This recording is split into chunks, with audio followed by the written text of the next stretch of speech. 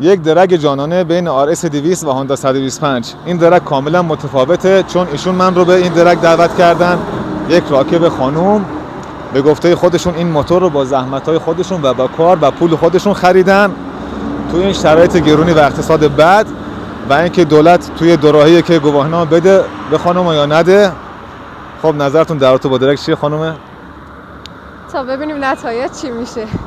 در هر صورت برنده این درگ ایشونه، چون به عنوان یک دختر انقدر دلیر، شجاع، نترسه و من رو به این چالش دعوت کرده. با من همراه باشید.